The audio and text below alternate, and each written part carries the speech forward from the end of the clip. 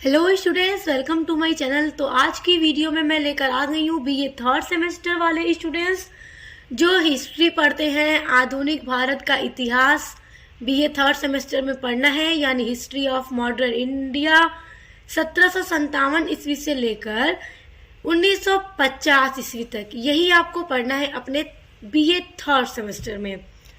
तो उसकी क्लास मैंने स्टार्ट कर दी है, सिलेबस भी अपलोड कर दिया है। और जैसा कि आप लोगों का जो एग्जाम अब स्टार्ट हो रहा है सभी यूनिवर्सिटीज़ में, तो मैं लगातार सभी सब्जेक्ट के आपके मॉडल पेपर की वीडियोस अपलोड कर रही हूँ। तो आज का यह वीडियो समझ लीजिए आपके लिए एक मॉडल पेपर है, क्योंकि आज के वीडियो में मैं आपको महत्वपूर्ण प्रश्न बताऊंगी और साथ ही साथ प्रश्नों के उत्तर भी बताऊंगी जो आपके एग्जाम में पूछे जाएंगे। और स्टूडेंट्स देखिए, जिनका एमसीक्यू बेस्ड पर पेपर होता है वो भी वीडियो को पूरा वॉच करेंगे, क्योंकि देखिए यहाँ से जो भी आप आंसर देखेंगे इम्पॉर्टेंट पॉइंट वहीं से आपके क्वेश्चन पूछे जाएंगे एमसीक्यू में। और जिनका सब्जेक्टिव पेपर होता है उनके लिए यह वीडियो हेल्पफुल होगी। और एमसीक्यू वाले स्टूडेंट्स के लिए भी वीडियो मैंने अपलोड की हुई है, एमसीक्यू मॉडल पेपर की वीडियो, तो उसका लिंक मैं आपको डिस्क्रिप्शन बॉक्स में दे दूंगी। तो चलिए आज का वीडियो शुरू करते हैं। देखिए पहला क्वेश्चन है, पलासी का युद्ध कब हुआ और किसके मध्य हुआ? तो देखिए पलासी का युद्ध 23 जून 1757 ईस्वी को हुआ था। और इस युद्ध में एक तरफ ब्रिटिश ईस्ट इंडिया कंपनी की सेना थी और दूसरी तरफ बंगाल के नवाब की सेना थी। तो किसके मध्य हुआ था ये युद्ध? ब्रिटिश ईस्ट इंडिया कंपनी की सेना और बंगाल के नवाब की सेना के बीच ये युद्ध लड़ा गया था। लॉर्ड क्लाइव ने छल से नवाब के सेनापति मीर जाफर को नवाब बनाने की लालच देकर अपनी ओर मिला लिया था। देखिए लॉर्ड क्लाइव जो था उसने नवाब के सेनापति मीर जाफर को नवाब बनाने की लालच दे दी थी ताकि वो हमारी तरफ आ जाए, और मीर जाफर लॉर्ड क्लाइव की तरफ चला गया और इस युद्ध में सिराजुद्दौला की पराजय हुई। और मीर जाफर का विश्वासघात ही सिराजुद्दौला की पराजय का मुख्य कारण बना, क्योंकि मीर जाफर ने विश्वासघात कर दिया, वो नवाब बनने के लालच में इसके साइड चला गया, जिसके कारण सिराजुद्दौला को पराजय का सामना करना पड़ा। दूसरा महत्वपूर्ण प्रश्न है आपका रेगुलेटिंग एक्ट। देखिए इसी तरह से पूछेगा आपके वेरी शॉर्ट में प्रश्न, तो रेगुलेटिंग एक्ट दे देगा, फिर आपको इसके बारे में एक्सप्लेन करना होगा कि रेगुलेटिंग एक्ट था क्या। तो देखिए सन 1773 का, देखिए सन 1773 में ये एक्ट पारित किया गया था। तो सन 1773 का regulating act British east India company की गतिविधियों से संबंधित पहला महत्वपूर्ण संसदीय कानून था।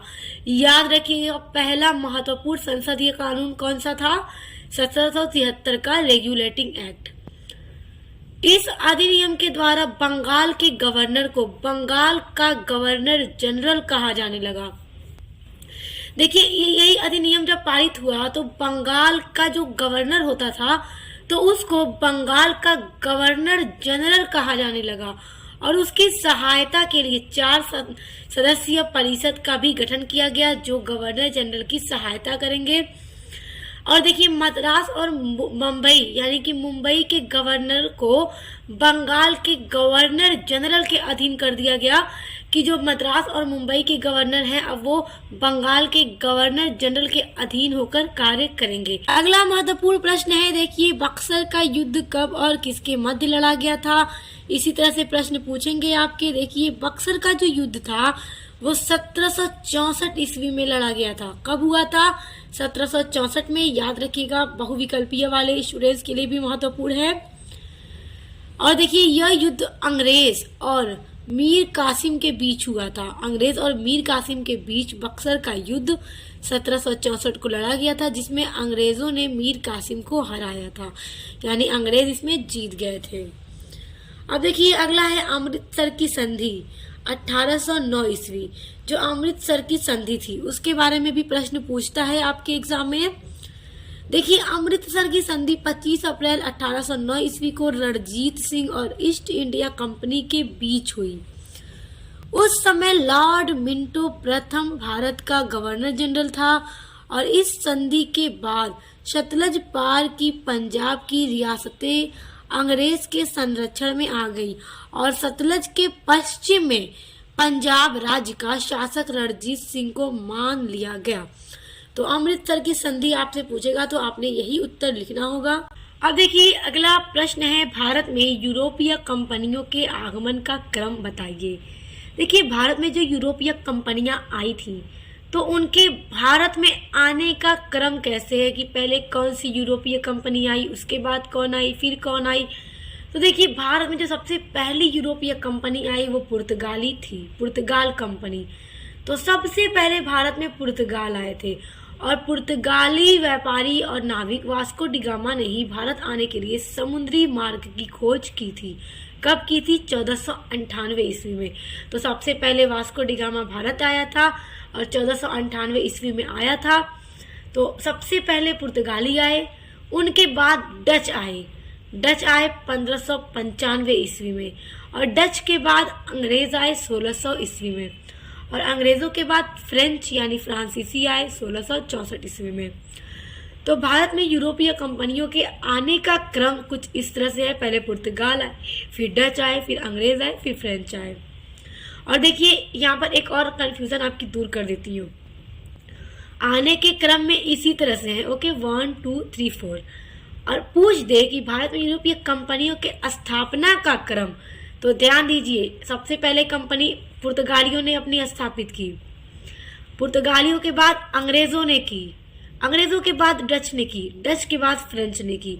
तो आने के क्रम में पुर्तगाल के बाद डच हैं, लेकिन कंपनी स्थापित के क्रम में पुर्तगाल के बाद अंग्रेज हैं, अंग्रेज के बाद डच हैं। मैंने इस पर सेपरेट वीडियो पूरी अपलोड की हुई है, मैं डिस्क्रिप्शन बॉक्स में आपको लिंक दे दूंगी। अब देखिए अगला आपका प्रश्न है, अंग्रेजों की सफलता के प्रमुख कारण बताइए।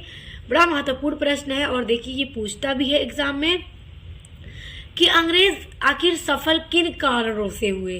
देखिए अंग्रेजों की उन्नत व्यापारिक स्थिति के कारण ही उनकी स्थिति अच्छी थी। देखिए पहली बात कि इनकी जो व्यापारिक स्थिति और साथ ही साथ उनकी जो सभी स्थितियां थी अंग्रेजों की वो काफी अच्छी थी, उन्नत स्थिति थी।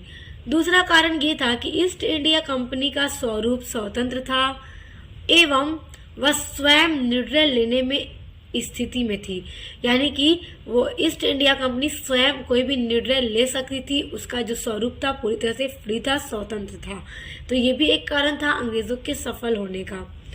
तीसरा कारण था इंग्लैंड की सरकार द्वारा आवश्यक सहायता मिलने के कारण ईस्ट इंडिया कंपनी की स्थिति सुदृढ़ थी। देखिए इंग्लैंड की जो सरकार थी पूरी सहायता देती थी, यहाँ पर जो ईस्ट इंडिया कंपनी स्थापित की गई थी अंग्रेजों के द्वारा तो उसको ब्रिटिश सरकार का पूरा सहयोग मिलता था, इस कारण भी इनकी जो स्थिति थी काफी अच्छी थी। अगला कारण है कि अंग्रेजों की नौ सैनिक शक्ति सबल थी, जिसके कारण उनको लगातार सफलता मिलती गई। तो ये कुछ मेन 4 कारण हैं जिनके कारण अंग्रेजों को सफलता मिली। तो अति लघु में आपसे पूछेगा तो आप बस इन 4 कारणों को लिख दीजिएगा, आपको पूरे मार्क्स मिल जाएंगे। देखिए अगला आपका प्रश्न है, भारत में किस यूरोपीय शक्ति का भारत में सबसे पहले आगमन हुआ। ये प्रश्न ऐसे देखिए, ऐसे भी हो सकता है, किस यूरोपीय शक्ति का भारत में सबसे पहले आगमन हुआ, यानी कौन सी यूरोपीय शक्ति भारत में सबसे पहले आई। तो कौन सी आई थी? पुर्तगाल आई थी। तो उत्तर कैसे लिखना होगा आपको एग्जाम में, देखिए ध्यान से।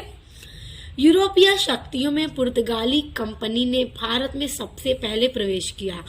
भारत के लिए नए समुद्री मार्ग की खोज पुर्तगाली व्यापारी वास्को डी गामा ने 20 मई 1498 को भारत के पश्चिमी तट पर अवस्थित या फिर स्थित बंदरगाह कालीकट पहुंचकर की। यानी कि वास्को डी गामा 20 मई 1498 को कालीकट पहुंचा, जिससे क्या हुआ कि नए समुद्री मार्ग की खोज हो गई भारत आने के लिए।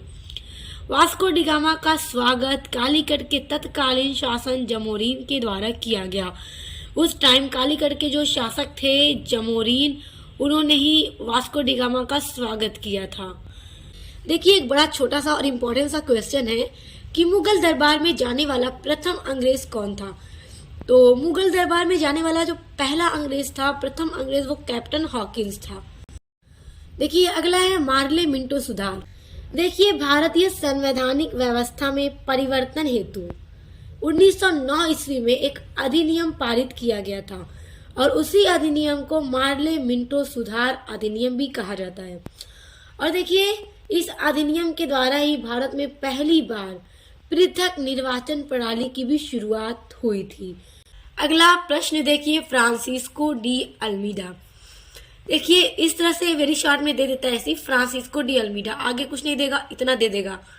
तो आपको इससे समझ जाना है कि आपको पूछ रहा है आपसे कि फ्रांसिस्को डी अल्मीडा कौन था। तो देखिए, पुर्तगाल से प्रथम वायसराय के रूप में फ्रांसिस्को डी अल्मीडा का सन 1505 ईस्वी में भारत आगमन हुआ, यानी भारत में वो आया 1505 ईस्वी में।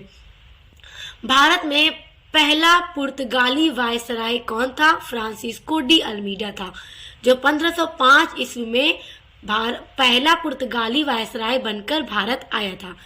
इस तरह से आपको लिखना है उत्तर। यह 1509 ईस्वी तक भारत रहा, यानी ये 1505 से लेकर 1509 ईस्वी तक पुर्तगाली वायसराय भारत में रहा। उसे पुर्तगाली सरकार की ओर से यह निर्देश दिया गया था कि वह भारत में ऐसे दुर्गों का निर्माण करे जिनका उद्देश्य सिर्फ सुरक्षा न होकर हिंद महासागर के व्यापार पर पुर्तगाली नियंत्रण स्थापित करना भी हो। देखिए, पुर्तगाली सरकार ने उससे ये कहा था, अल्मीडा से, कि वो भारत में ऐसे दुर्गों का निर्माण करे जिसका उद्देश्य सिर्फ उनकी सुरक्षा न हो बल्कि हिंद महासागर के व्यापार पर भी पुर्तगालियों का पूरा नियंत्रण स्थापित हो जाए। और ऐसा हुआ भी।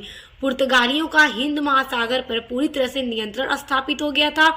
और यदि दूसरा किसी भी यूरोपीय देश का व्यापारी भारत से कोई भी वस्तु, कोई भी माल मटेरियल खरीद कर लेकर जाता था यूरोप में बेचने के लिए, तो हिंद महासागर का जो रास्ता था भारत आने के लिए, तो उनसे पुर्तगाली टैक्स लेते थे। जब उनके जहाज आया करते थे बंदरगाह पर, तो पुर्तगाली उनसे आने के टैक्स लिया करते थे।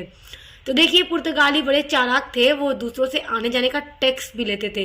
और साथ ही साथ और सभी व्यापारियों को ये मनाही भी थी कि कोई यहाँ से मसाला लेकर नहीं जा सकता। अगर मसाला लेकर गए तो जाने नहीं दिया जाएगा।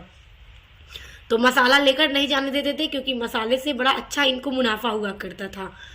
उसके द्वारा इसीलिए एक नीति अपनाई गई थी। यही कारण था, सिर्फ हिंद महासागर पर अपना नियंत्रण स्थापित करने के लिए उसने एक नीति अपनाई थी, और उस नीति का यह नाम है नीली या शांत जल की नीति, जिसको बोलते हैं इंग्लिश में ब्लू वाटर पॉलिसी।